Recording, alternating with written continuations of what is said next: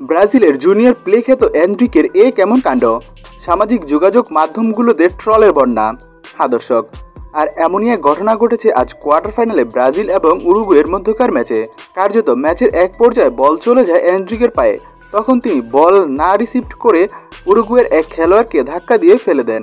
এরপর থেকেই এই ভিডিও সামাজিক যোগাযোগ মাধ্যমগুলোতে হুহু করে ভাইরাল হয়ে যায়। সবাই এনরিককে নিয়ে ট্রল করে থাকে। বিশেষ করে আর্জেন্টাইন ভক্ত সমর্থকরা বলতে থাকে এটা জুনিয়র প্লে, আর প্লে আগে এভাবেই খেলে তার রেকর্ডগুলো অর্জন করেছে।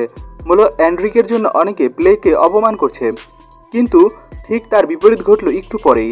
এনরিক এমনভাবে ফাউল করার ঠিক কিছুক্ষণ পর উরুগুয়ের এক খেলোয়াড় এসে শুধু এনরিকের উপর ঝাঁপিয়ে পড়ল এবং এনরিককে মাটিতে ফেলে দিল।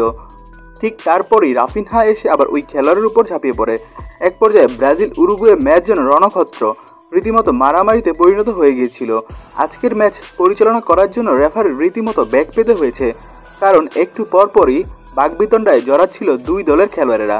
তবে বিশেষ করে সবার টার্গেট এখন এনরিক, আর এনরিকের উপর রীতিমতো এখন হতাশ ব্রাজিলের ভক্ত সমর্থকেরাও, কারণ তিনি আশার প্রতিদান দিতে পারেননি।